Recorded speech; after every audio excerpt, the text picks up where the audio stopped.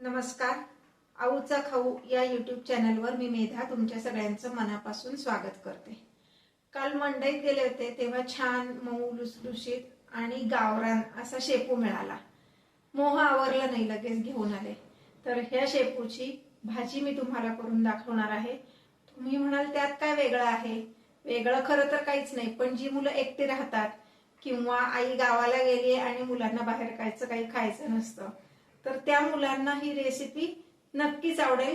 कारण अगदी घरच्यासारखं आपण स्वतः घरी करून खातो, याचा आनंद पण मुलांना घेता येतो.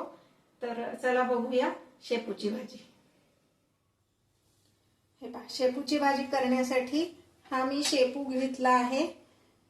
एक पेंडी, पण प्रत्येक ठिकाणी पेंडी काही ठिकाणी लहान मोठी असते. तर साधारण एक मोठा बाउल भरून हे शेपू होईल एवढा हा शेपू आहे. निवडून स्वच्छ धुवून घ्यायचा. चिरण्यापूर्वीच कुठलीही पालेभाजी किंवा फळभाजी काही असो ती चिरण्यापूर्वीच धुवायची, म्हणजे त्यातली सत्व निघून जात नाही. तर हा मी धुवून जरा कॉटनच्या कापडावर पसरून ठेवला, म्हणजे त्याचं पाणी सगळं त्या कॉटनच्या कापडाला गेलं नाही. तर ह्याला मग जास्त पाणी पचपचित होते भाजी. शेपूची भाजी पचपचित चांगली लागत नाही, ती जरा अशी कोरडीच छान लागते. म्हणून धुवून कॉटनच्या कापडावर पसरून ठेवला आणि नंतर मग बारीक चिरला.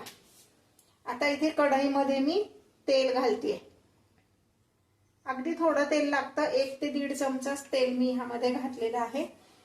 कुठलीही पालेभाजी करायची म्हणलं तर जरा कढई मोठी घ्यावी, म्हणजे मग ती भाजी आपल्याला व्यवस्थित परतता येते. कारण पालेभाजी सुरुवातीला खूप अशी दिसती आणि मग शिजल्यावर ती छोटी होती, कमी होती. पण मग परतायला आपल्याला छोटी कढई घेतली तर परतता येत नाही, म्हणून कढई नेहमी मोठी घ्यायची.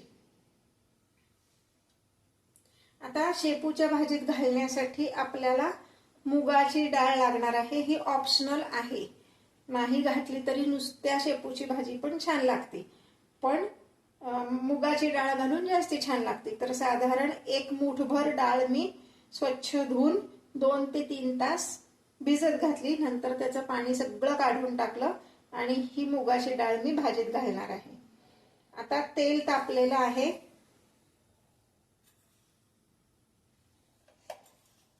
तेल तापले, ह्यामध्ये मी घालते मोहरी.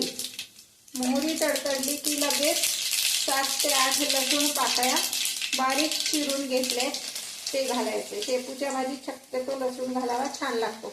कुठल्याही पालेभाजीत लसूण छान लागतो. 4 मिरच्यांचे तुकडे, म्हणजे 4 मिरच्या चिरून घेतले आणि त्याचे तुकडे घातलेले आहेत. शेपूच्या भाजीत दुसरं काहीही घालायचं नसतं, म्हणजे हिंग जिरे काही गरज नाही. शेपूला स्वतःचा स्वाद छान असतो.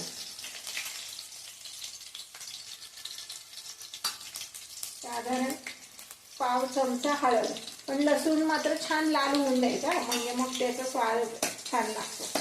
आता हळद घातली की हा चिरून ठेवलेला शेपू मी ह्यात घालणार आहे.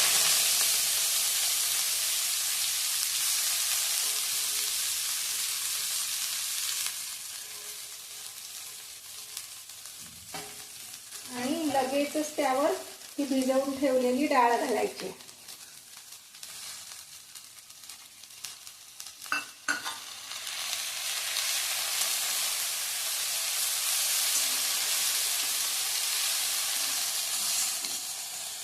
आता मी गॅस बारीक केलाय आणि बारीक गॅसवर हे व्यवस्थित परतून घ्यायचे.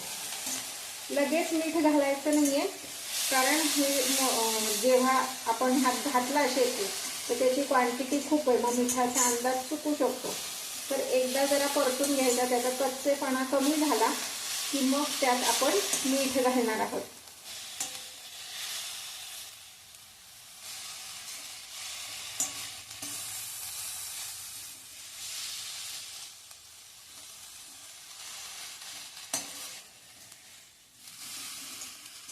आता मी ह्यामध्ये मीठ घालणार आहे.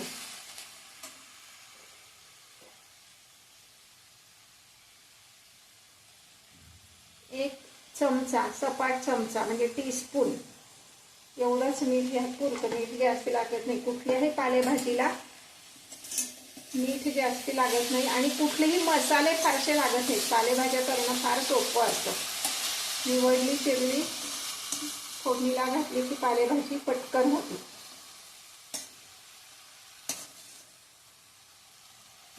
आता फक्त ह्यामध्ये मीठ व्यवस्थित मिक्स होईल अशा पद्धतीने ही परतून घ्यायची. हे पहा, मगाशी आपण किती घातली होती, भरपूर घातली होती. ती आता शिजून केवढीशी झाली आहे बघा. ह्याच्यावर झाकण ठेवायची पण काही गरज नाही, पालेभाजी पटकन शिजते.